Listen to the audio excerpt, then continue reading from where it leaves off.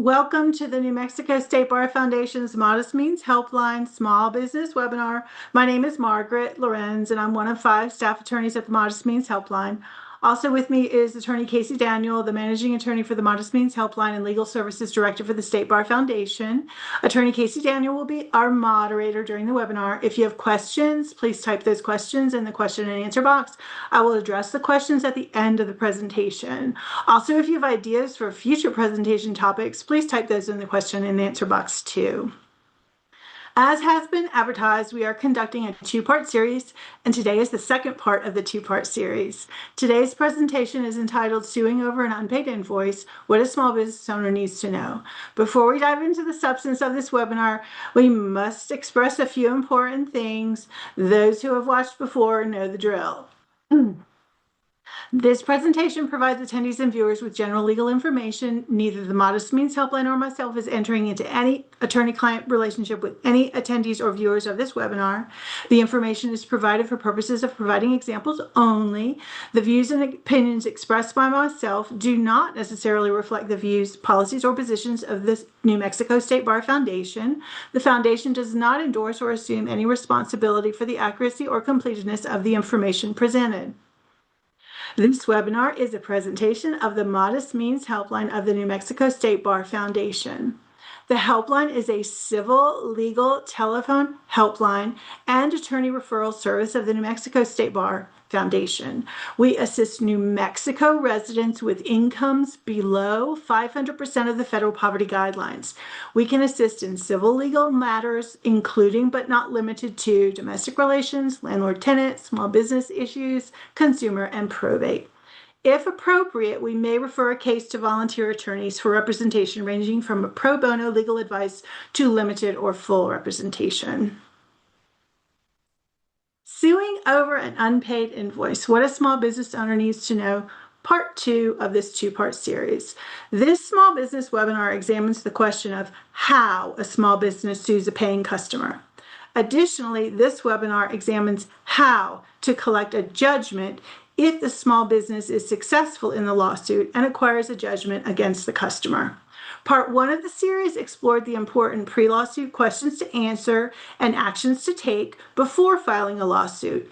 It described the pros and cons, risks and benefits of litigation. This webinar presumes that you have weighed all risks and benefits and has decided to file a complaint and sue the customer. The following are the stages of acceleration or steps that will be explored in this webinar. If you choose litigation, then there is the interaction with the court system stage. Then there is the hypervigilance stage. Then there is the mock trial prep stage. You may get diverted to mediation. This could resolve the case. If no resolution, then there is the trial. Then there is the decision. In the event of an unfavorable decision, you are faced with another decision. Should you appeal? In the event of a favorable decision, you wait. The opposing party may appeal. Thereafter, you try to collect. Collection may involve being a detective and definitely may cause paper cuts. But do all the steps of the dance and you may be rewarded. The 14 years at the bottom of the screen refers to the number of years you have to enforce the judgment if you are successful in the lawsuit. In part 1 of the webinar, which will be uploaded soon to the New Mexico State Bar website, so you can watch it if you missed it and you want to watch it, we talked about Joe, the customer who hired you to do a job or deliver a completed order. Joe failed to pay as he promised. After you did what you promised to do, you examined the transaction in full, the contract, the customer details, the job you did for Joe. You confirmed that despite requests, Joe has not paid. You weighed the risks and benefits of litigation. You made a decision whether or not to hire an attorney. You sent a demand letter to Joe, and the deadline for the response of the demand letter has come and gone. You then decided whether to let this go or proceed with a lawsuit. Today, we will talk about how to proceed with a lawsuit against a customer who has an unpaid invoice. Sometimes, and as a reminder, it is always our recommendation to try and hire a private attorney. Sometimes, though, it's not possible. You simply don't have the money, or you've called 20 attorneys and nobody can help you. If that is the case, then in certain cases, as will be discussed, you are allowed to be your own attorney in your own case in the court system. If you are an LLC or corporation or a general partnership, beware. You may not be your own attorney in district court, only in magistrate or metropolitan court. This was explained in part 1 of the webinar series, but it's crucial to this stage, so I'm going to have to repeat it just a little bit. So you've decided to file the lawsuit and you cannot hire a private attorney. Where do you go? What do you do? First question to be answered: what is the amount of money you are seeking from Joe? As we discussed in part 1 of this series, your lawsuit will likely take the form of a breach of contract action at a minimum. I say minimum because every case is unique. There may be some fraud thrown in, or maybe there's some other claim. It will depend on the case. But at a minimum, most likely, a failure to pay most likely involves a breach of contract claim. So that will be my focus today. So you have two options of courts in New Mexico. You've got district court or magistrate court. In Bernalillo County, it's not magistrate court, it's called metropolitan court. So magistrate, metropolitan. District court will hear cases where you have $1 in damages or $1 million in damages. Damages is the amount you believe you are owed. Significantly, if you sue in district court and you are an LLC or corporation or general partnership, not a natural person, you must have an attorney. You cannot do the lawsuit on your own in district court. It's a rule. There is no getting around it. However, if you are able to act as your own attorney because you are not an LLC or not a corporation and you choose to act as your own attorney in district court, it's tough. The rules of civil procedure are strictly followed. Lawyers are trained in those rules. You are not. The proceedings are more formal. Basically, you are expected to know what an attorney knows. And quite frankly, you're not an attorney.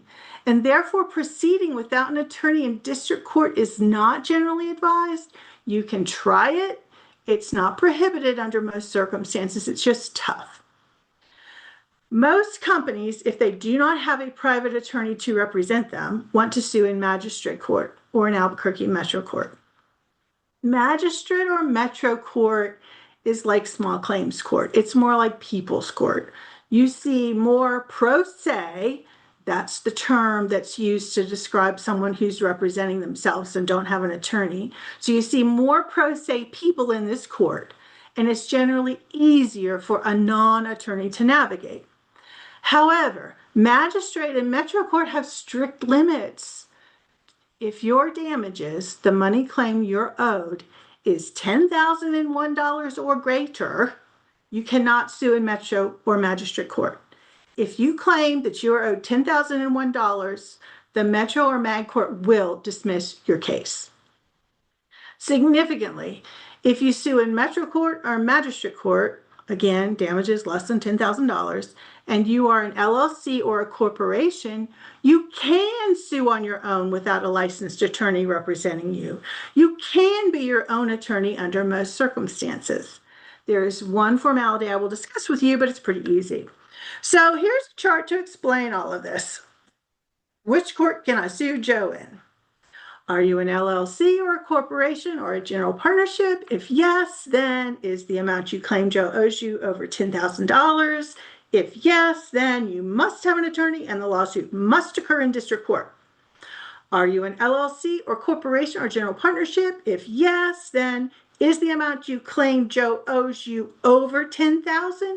If no, then you do not have to have an attorney as long as the lawsuit is in magistrate or metro court.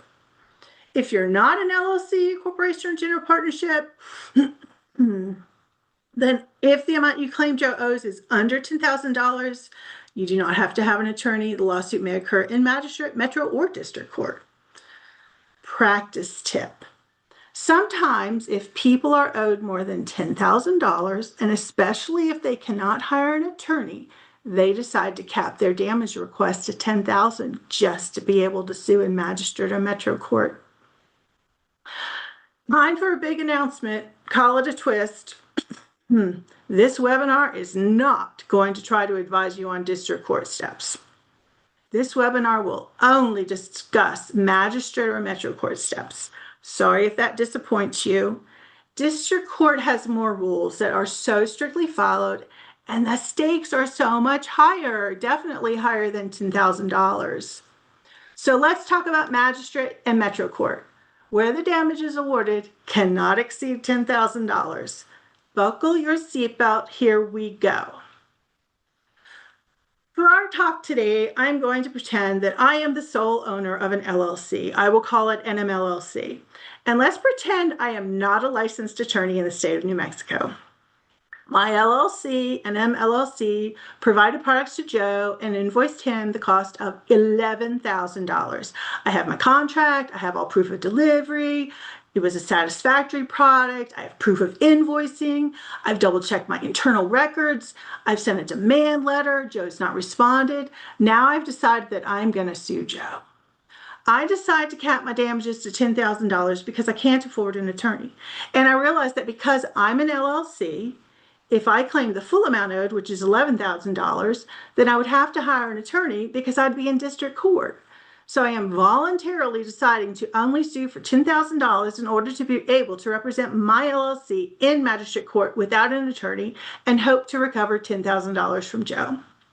So the example is, I am not a licensed attorney, I am a sole member of an LLC, and my LLC is going to sue Joe in magistrate court for $10,000 in damages. I mentioned before that if you are an LLC or corporation or general partnership, which is this example, I'm the sole member of an LLC named NMLLC, and you are suing on behalf of your LLC, then there is a special requirement to be fulfilled in order for you to speak for your LLC or corporation or general partnership in magistrate or metro court. It's a corporate or company resolution filing. But before I get to that, let me digress for just a moment. I'm sure that some of you are wondering what the big deal is. Why can't I speak for myself and my solely owned corporation or LLC? Why does district court require that my LLC has an attorney, and why the heck can't I speak for it? What is going on? This is my company. Well, it boils down to the fact that the LLC or corporation is a separate person under the law. It is not you legally. Remember, you created the LLC or corporation in order to create a new person who would take the hit if there is a lawsuit lost. Your personal stuff is not in jeopardy, remember? So in the eyes of the law, in our example, NMLLC is a separate person. So just like you could not go into a courtroom and play lawyer for your sister Sally if Sally is sued, you cannot go in a courtroom, be her spokesperson, be her advocate, be her attorney in a courtroom. A judge would shut you down because you're not licensed as a lawyer. That would be the unauthorized practice of law. Only a licensed attorney can enter a courtroom and represent Sally or NMLLC for that matter. So to make this really clear, let's pretend your sister Sally has prepared 50 cakes for Joe and he owes her $1,250. Sally is not an LLC or a corporation, she's just Sally, and Sally makes cakes. When Joe doesn't pay Sally and Sally sues Joe, you, a non-attorney, cannot go to court for Sally and speak for Sally and argue for Sally like you're an attorney. Only a licensed attorney can do that for Sally, or Sally can do that for herself because she's not an LLC or corporation. She can always represent herself. A natural person can always represent themselves in a lawsuit that they initiate or they have to defend in court. So those are the rules. On the face of things, if you walk into a courtroom and try to represent, or if I walk into a courtroom as a non-licensed attorney and I try to represent NMLLC, the district court says, heck no, NMLLC needs an attorney. You're not an attorney. That's the rule.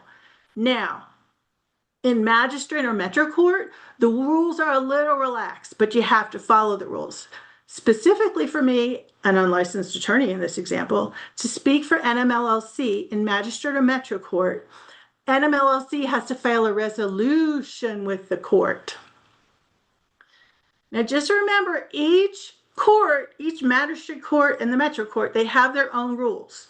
Once you choose your court location, you will want to confirm the local rules. But basically, the LLC or corporation must prepare a resolution that describes that the entity had a meeting where it was resolved that you fill in your name right in there, are authorized to appear on behalf of the LLC.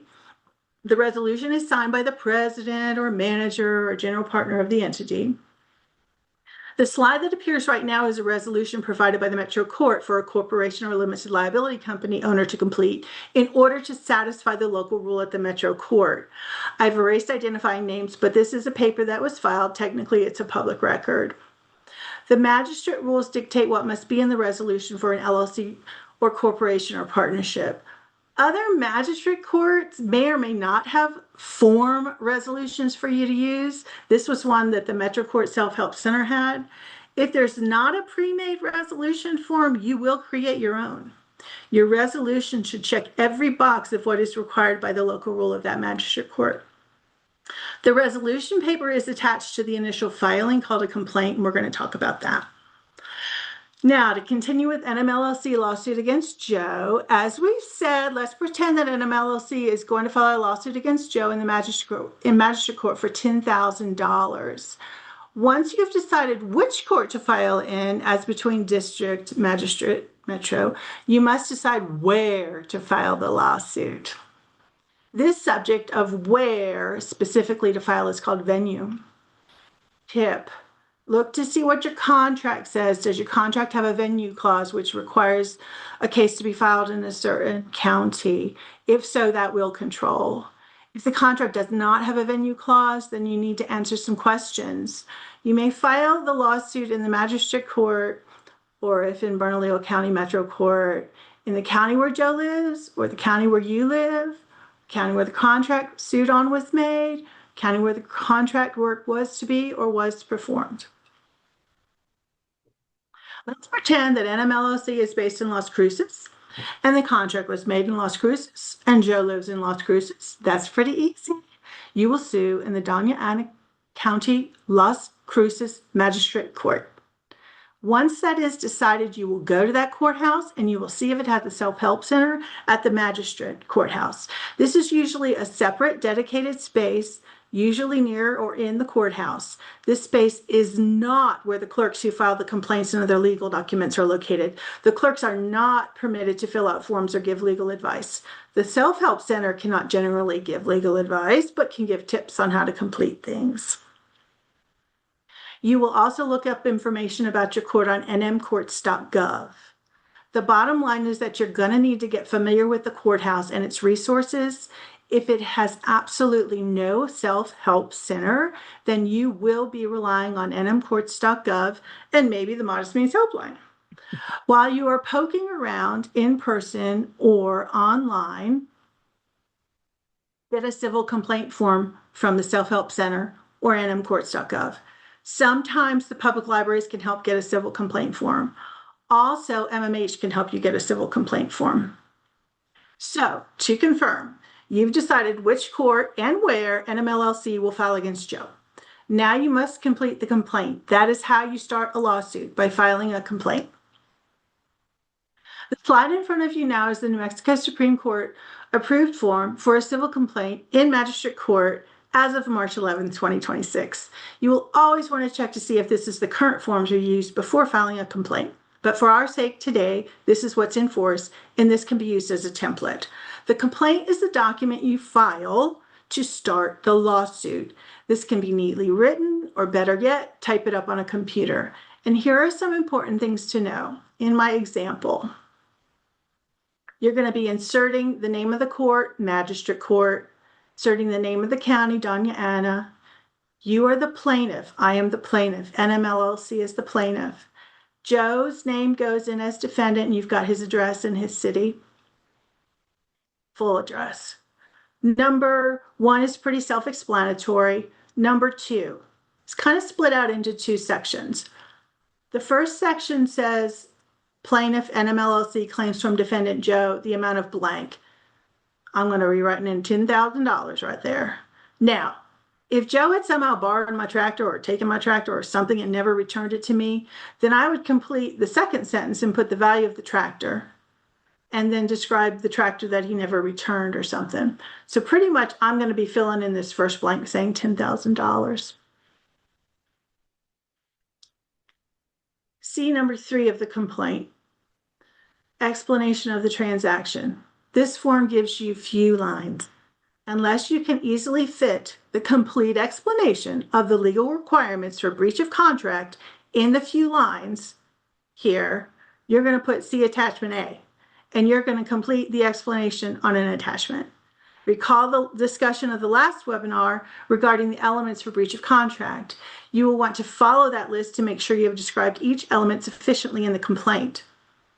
I have seen complaints filed where people write small and they try and fit everything on these 2 lines and then they go down the margin, and that's just not what you want. That's not good presentation. And it's hard to read. Judges can't read it. If you are completing a good complaint, you are not going to fit it all into these 2 little lines. You're going to put in attachment A and describe what happened and make sure your elements for your legal theory, most likely breach of contract, are covered. The complaint asks whether or not you want a jury trial. Either party may request a jury trial. The plaintiff must make the request at the time of the filing of the complaint. The defendant can request it. They must do that. Joe must do that at the time of the filing of his answer, which we'll talk about. There are additional fees for jury trials. And I just want to say it is super, super rare for me to see a jury trial requested. Mia, do you want to speak to the number slot on the first page, whether they fill that in or not at the very top? Oh, I meant to say that. You do not fill this in. The court will fill that in. That's going to be your case number, and only the court can give that to you. Thank you. Okay. So we talked about the complaint, the pro forma template that you're going to use. Now I'm going to talk about attachments. We know an attachment A is most likely going to be there. That's going to describe the elements of the breach of contract and the transaction, kind of a history of it, and I'll go into more of that in a second. Technically, you're not supposed to attach evidence to your complaint. Do I see people attaching 100 pages of text to a complaint in magistrate court? Yeah. Is that technically required? No. Is that good practice? No. You see, that's your evidence that you're going to want to produce at the trial. And until you've gone through the process of submitting evidence, a judge is not supposed to look at extrinsic stuff. So the reality is that I see it happen. I see people attach all sorts of stuff to their complaint. We can tell you in best practice world, that's not a good idea. And honestly, the more you attach, kind of in my brain, the worse it is for you, because a judge is it's just clutter and the judge can't look at it anyway. And by the way, why are you divulging all of your evidence to the other side? You need to keep your cards close to your vest as much as possible until it's time to produce it for trial and then stun the other party into a quandary. So you will have an attachment A that's a complete summary of the transaction involving Joe. You will be certain the elements of breach of contract are hit upon. This was in our last webinar. I wanted just to give you a small example of what might be good, concise in my NMLLC complaint. I might have on my attachment A, on January 1st, 2025, Joe and NMLLC signed an agreement that NMLLC would provide 100 pallets of fruit to Joe at a cost of $11,000. Boom, what's that doing? That's establishing what the contract was. Next line. On January 31st, 2025, NMLLC delivered 100 pallets of fruit to Joe, and Joe acknowledged receipt in writing of the delivery. This establishes that I did what I was supposed to do. Next line. The first invoice was delivered to Joe with the shipment delivery. Next line. After 30 days of non-payment, a second invoice was mailed to Joe via U.S. mail, return receipt, and Joe signed for receipt of that mailing on March 3rd, 2025. Next line. On March 20th, 2025, a demand letter was mailed to Joe, requiring that the invoice be paid no later than March 30th, 2025. Joe also signed for receipt of that mailing. All of this is showing that I've tried to resolve this matter without court involvement, but Joe is not performing. On April 15th, 2025, NMLLC, still not receiving payment for valid and correct deliverables to Joe, files this complaint and is claiming $10,000 in damages due to Joe's breach of contract. And Then what you're going to do once you've completed your complaint is you're going to make some copies. You're going to make a copy for you, and make a copy for each named defendant. At a minimum, you're going to have an original and 2 copies when you go to the court to file the civil complaint. The current fee to file a civil complaint is $77. That's as of March 11, 2026. You will always want to verify the methods of payment that are acceptable to the court before you go. Visit the self-help center before you file, if the court has one. They can provide guidance. Perhaps they can review the complaint for completedness. We always recommend that you physically go to the courthouse and file your complaint.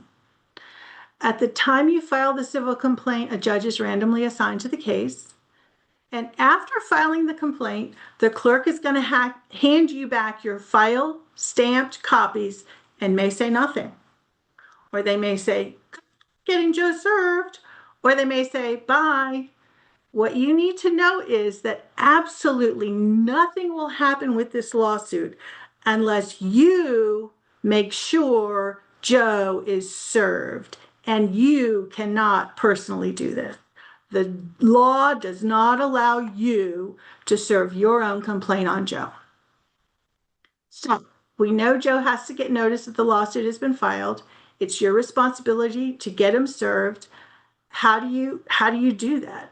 Well, when the paperwork is handed back to you by the clerk, they're likely going to be giving you a service packet. It contains a civil complaint, copy of what you filed, summons, and a sample answer form. Again, you can't deliver this to Joe, but what you can do is have it delivered to Joe via the sheriff or a private process server or any person over the age of 18 who has no relation or connection to this lawsuit. You can also send it through the U.S. mail in a return receipt fashion, but I don't view that as super reliable. Joe will probably not sign for that. There will be extra fees for service to the sheriff or a process server, okay? Now, after the service packet is properly delivered to Joe, served on Joe, the return of service, that's just a word, return of service, proof Joe was served in writing, must be completed by the person who delivered the service packet to Joe and filed with the court. Sheriff knows exactly what to do. Process server knows exactly what to do. A person over 18 who might be your friend is not going to know that. They've got to, though, do this. They've got to return proof of service. If it is not returned to and filed with the court, the judge will not take action. The case may be delayed and it could get dismissed. You will need to be tracking this case online and calling the clerk to check on status. You cannot just assume that the defendant is being served. You need to track it and make sure it happens. If Joe is no longer at the address that you had for Joe, you may have to play detective or hire a detective. The court and the sheriff will not be your private locator service. That's on you. Digression. Once you have filed a complaint, a switch in you needs to turn on. You need to become hypervigilant OCD person. If 4 or 5 days pass and you haven't gotten mail from the clerk, you need to assume it's lost. You need to go online, see if anything is filed in your case. Alternatively, call the clerk. What's going on? Visit the clerks. I cannot tell you how many times I hear on the helpline, I never got a notice in the mail, and I missed the hearing and everything got dismissed or there was a judgment put against me. Once you have started a lawsuit, I want you to assume that criminals are stealing your mail. If something comes through, great. But again, if days have gone by and you have heard nothing, assume the criminals got your mail. This is true at every single stage of this process. Monitor your case. Do not rely on mail. The magic of our pretend land, I'm going to pretend that Joe is served. The process server filed a return of service at the courthouse. Yay! Here's what you need to know next. After Joe is served, Joe has 20 calendar days to respond. The date of service is day 0.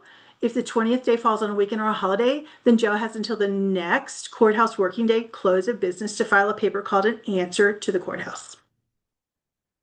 Will Joe answer or will Joe not answer? That is the question. In a nutshell, here are Joe's options. Joe may admit and pay, and then you're going to dismiss this thing. Joe may file an answer and deny. Say, no, this is wrong. Joe may file an answer and deny and then countersue you. Joe may ignore it and not answer.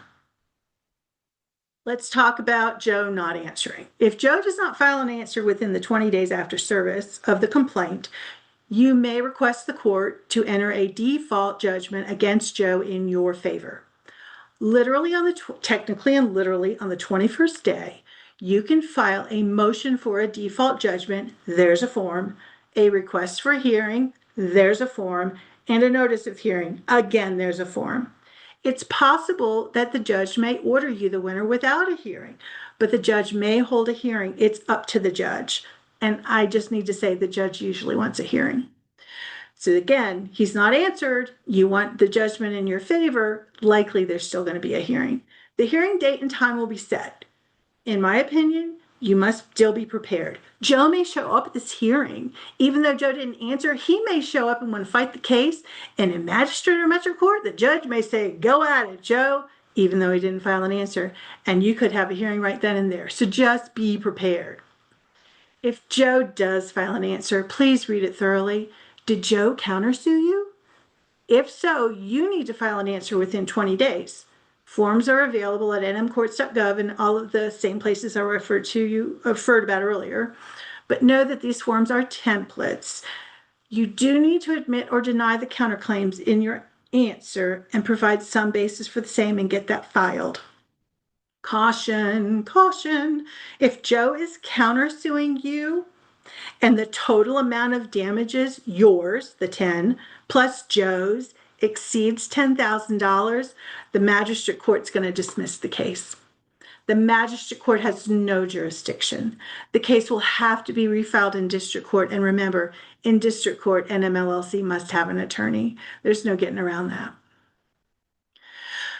What exactly is an answer? Well, the slide shows the basic template for an answer. It's pretty simple, actually. The person getting sued has to give some denial of things claimed and provide some information as to why the complaint is wrong. The answer must be in writing and filed within the court in the case that NMLLC started. Joe is supposed to mail you a copy of his filed answer, but again, be hypervigilant. Do not rely on the mail, in my opinion. For our sample and this webinar, I'm pretending that Joe answered and contests NMLLC's complaint, and there is no counterclaim by Joe that would kick the case out. And so once again, buckle your seatbelt. The next step, once Joe has answered, is that the court should set a hearing date and time. The court will send to you in the mail a notice of hearing. Thereafter, you will prep for the courtroom experience. But wait, once again, there may be a detour. The judge may order the case to mediation. This is not a webinar on mediation, so I'm not going to spend a lot of time on this, but mediation is conducted by a trained mediator who will try to facilitate the settlement. The mediator does not decide who wins or loses. The mediator tries to get you to work it out. If settlement does not occur, you will be going to trial. Each court and each judge conducts itself differently. That's why it's important to ask questions of the clerk. You're not asking for legal advice. You're asking for logistical protocol things. The first hearing may be a pretrial conference for the judge to find out how much time the trial will take, if there will be witnesses or exhibits, and an explanation to you as to how to submit the witnesses' names and exhibits to the judge in advance of the hearing. Whatever you file at the court, such as a witness name list or exhibits, must also be mailed to the defendant, Joe, in this instance. Other times, there's no pretrial conference, and you just show up with everything to the trial. And that, to me, is rare, but I have seen it. Other times, there's no pretrial conference, and you're just mailed instructions on how to get witness lists and exhibits in to the court before the hearing, before the trial. Every court and every judge seems to be a little different. You need to be vigilant and ask questions of the clerk about protocol and expectations. Again, you're not seeking legal advice. You want to know if you have to get your exhibits in before the hearing. Will the judge issue instructions? Will the judge have a pretrial conference? Or are you just expected to bring it to the day of trial? HIP. It is very rare for a judge to tell you to bring your exhibits and evidence on the day of the trial. It is much more common and expected that you should be required to get your evidence and exhibits and witness lists into the court and to the opposing side well in advance of the trial. There are usually strict timelines for making sure you get that in.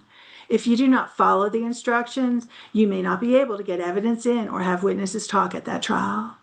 Another tip, even though you've gotten your evidence and exhibits into the court, into the opposing side in advance as required, always make copies of your evidence and exhibits, and at trial have multiple copies. Now we're going to transition into what to expect at a hearing. Let's pretend Joe has answered your complaint. Let's pretend you were sent to mediation, Joe didn't show up, or the matter didn't settle, and got kicked back to the judge. The judge will set the hearing date. You will receive a notice of hearing in the mail. But remember, what do you remember? Don't count on the mail. Check online. Check with court. Pay good attention to that notice of hearing. Is the hearing live or is it virtual? Yes, sometimes these hearings, these trials are not live. If the trial is virtual, that is even more reason for you to be hypervigilant about getting your exhibits and evidence to the court in advance of the hearing. Please do not think you can go into the trial cold and wing it. Generally speaking, you will not be able to wing it. You should consider prepping carefully and possibly even practicing. Have a mock trial at your kitchen table. You will want to tell your story. You want to remember to bring up your strongest points first and hammer those. Here's a bit of a checklist of things to compile, and I've also got one on the screen that NMLLC would particularly be making sure is organized and compiled for trial. Exhibits, evidence, witnesses, your timeline, your organized notes, your opening statement, your closing statement. If you are countersued, then you need to have all of the above regarding the countersuit too. So again, bring multiple copies with you to trial. I've heard this so often. Even though you've gotten all of this stuff filed, the exhibits, the witness list, with the court in advance and mailed the copies to Joe, you may have to still hand a copy to the judge and a copy to Joe, and then you're going to want your copy for reference. It could happen, so bring copies. At the trial, each side presents their case. There will likely be an opportunity to make an opening and closing statement. NMLLC is the plaintiff. That is the person bringing the lawsuit. They generally go first. NMLLC presents evidence. It's rather informal, but it still must be relevant. There can be objections if the evidence is not relevant, or if it's hearsay, or if it's not properly authenticated. Be concise. These cases generally move fast. Put your most important facts and arguments in front and hammer them first. Generally, the defendant, Joe, will have an opportunity to ask you and your witnesses questions. And when you're finished, then Joe goes, and you will have an opportunity to ask him questions. Here's a practical tip. Remember, you are wearing an attorney hat. Keep that in mind. Have an out-of-body experience. Try to keep all the horrible insults you want to throw at Joe to yourself. Be persuasive with your facts and your evidence. Hurling judgments or conclusory statements about Joe and insults about Joe will do you no favors. Here's an example. Joe knew I was sending him invoices and ignored them like the blank he is. Here's better. As shown on exhibits A, B, C, and D, previously submitted into evidence, I sent invoices to Joe via email on blank date, and it was not returned. I sent invoices to Joe on blank and blank date via the U.S. mail, and it was not returned. And I sent an invoice to Joe via return receipt, and the invoice was returned, stamped by the United States Postal Service as refused. Therefore, Joe has failed to pay the justly due invoice, even though I've delivered it and attempted to deliver it many times. Put your attorney hat on. I have to say a little something about settlement. This gets a little thick, but it's an example. Let's pretend that Joe wanted to settle this case after the lawsuit was filed. And let's pretend you entered into negotiations to settle and it didn't work out. This is not in the mediation. This is separate. Please know that settlement negotiations are governed by very specific rules governing what the parties are allowed to say about any settlement negotiations at court. If Joe makes an offer of settlement to NMLLC within a certain window of time after the lawsuit has started, let's say he offers $8,000 to NMLLC, and NMLLC said, no, I'm not going to take that, then the rules state that NMLLC cannot use the settlement negotiation or offer as any evidence in the trial, and if judgment that NMLLC ends up getting at the end of the trial is actually less than what Joe offered in his offer of settlement, let's say the judge awards $6,000 to NMLLC from Joe, then NMLLC must pay Joe's attorney fees. And those fees or costs are doubled from the time of the making of the offer. So there's a big risk and analysis that is involved in whether to reject any offer of settlement. Basically, the court is saying, NMLLC, you should have taken Joe's offer. And because you didn't, and because his offer was better than the end result of the trial, you have wasted a lot of attorney time. So Joe gets those attorney fees paid by you. So once again, we are seeing that without an attorney helping you, there are rules that can drastically impact you if you don't know or understand them.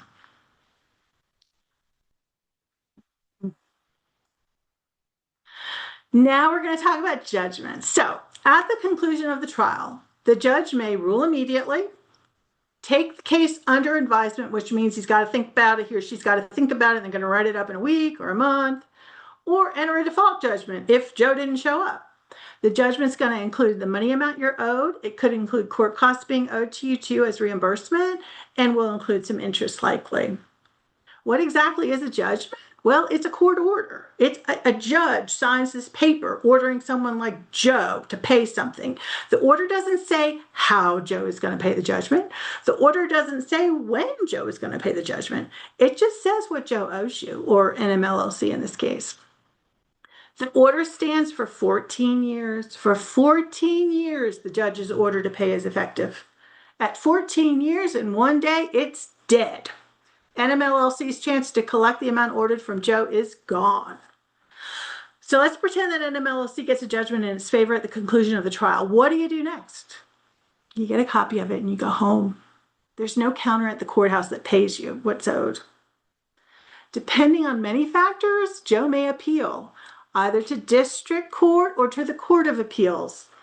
Usually people who win judgments wait to start the collection process after the appeal time has passed, but technically you can start trying to collect the judgment immediately. Let's pretend the reverse has happened, though NMLLC had a decision against it, you lost, then you are faced with another decision. Should you appeal? Remember, there are strict timelines for appeal. The court you appeal to is determined by many factors and beyond the scope of this talk, but suffice it to say, you need to examine that option and understand the specific deadlines. It may be as short as 15 days from the date the judgment is entered. Since this is not a webinar about appealing a decision, I'm going to presume that you won and Joe lost. And now I need to explain some terminology as we enter into judgment collection world. The party to whom the money is owed is called the judgment creditor. That's NMLLC. The party owing the money is the judgment debtor. That's Joe.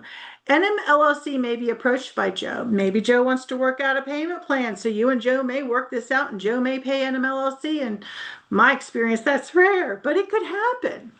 If there's no agreement between the parties, NMLLC must start the execution analysis first. Execution sounds so ominous, but don't worry, nobody is losing their life.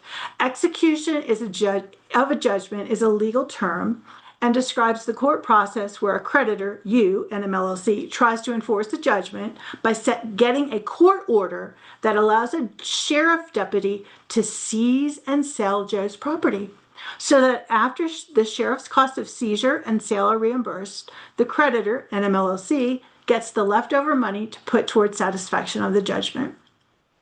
The execution process is broken into two parts: NMLLC applying for the right to execute, and then if a judge authorizes execution against Joe's property, then the judge executes a writ that directs the sheriff to go and seize Joe's property.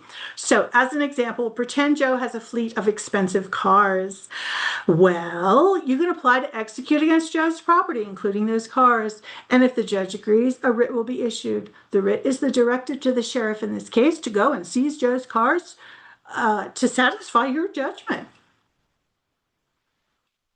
In New Mexico, debtors who are natural persons are protected to a degree. Big caveat: corporations, LLCs, partnerships, trusts, estates, they are not natural persons. So none of this applies to non-natural people. Non-natural people do not get any protections or exemptions. All is fair game.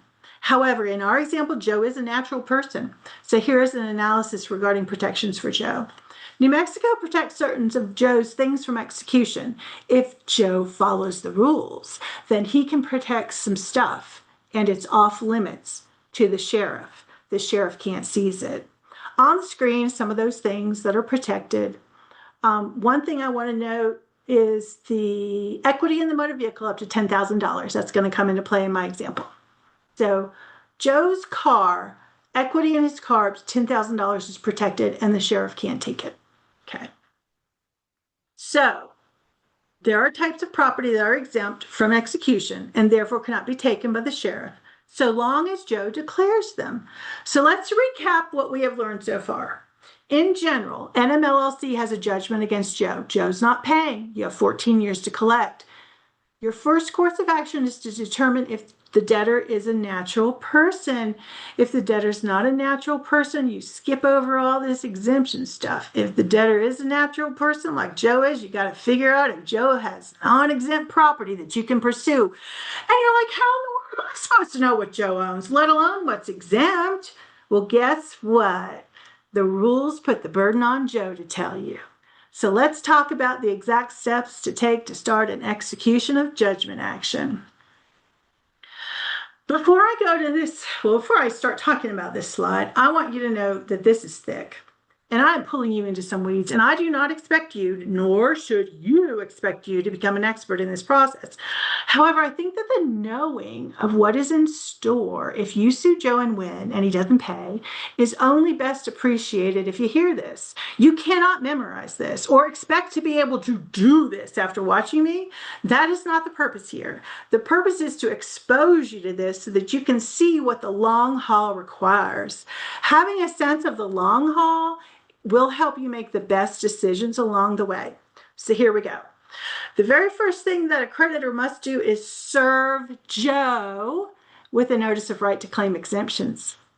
Joe has 10 days to respond. That's right. You've got to pay the sheriff or a process server or a person over 18 to find out where Joe is and get him served again. A notice of right to claim exemptions gets served on Joe, and that tells him that he's got to claim his protections within 10 days. He's got to get this back to the courthouse, or it's all fair game. If he doesn't file it within the 10 days, he has no protections. They're waived.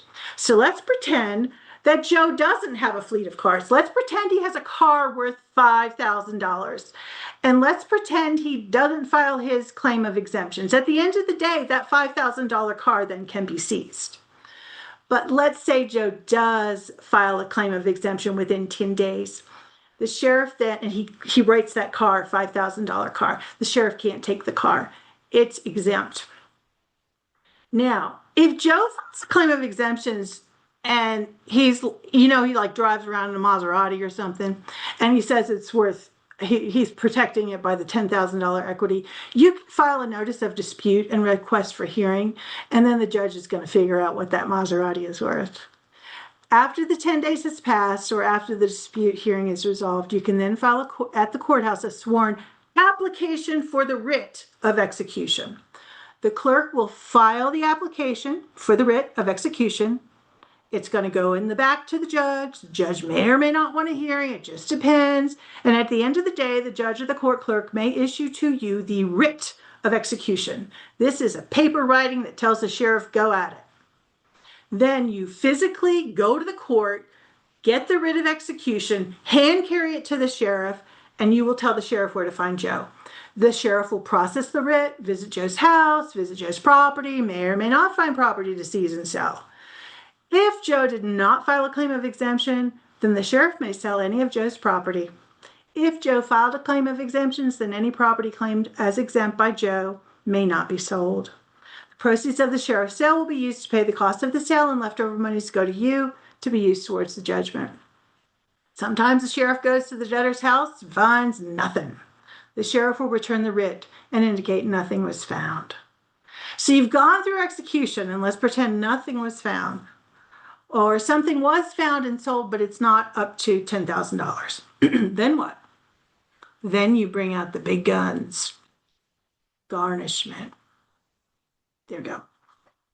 Remember, the creditor, NMLLC in this case, is required to first pursue a writ of execution to determine whether or not Joe has property that can be seized and sold. The garnishment application actually has NMLLC confirm that there are no assets to execute. You do not want to sign that statement to the court unless you have tried to execute or you absolutely know Joe has nothing to execute. What is garnishment? Garnishment is the legal process where money or property of Joe, which is held by a third party like Joe's employer or Joe's bank, called a garnishee, may be taken by court order to pay a judgment. Let's pretend that NMLLC wants to garnish Joe, and let's pretend that Joe works at McDonald's. Side note, the court is not your detective. The court doesn't know where Joe works. The court doesn't know where Joe banks. You have to figure that out.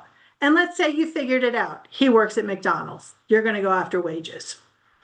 A writ of garnishment directs the garnishee, McDonald's, to hold Joe's money or property until the court tells the garnishee who to pay.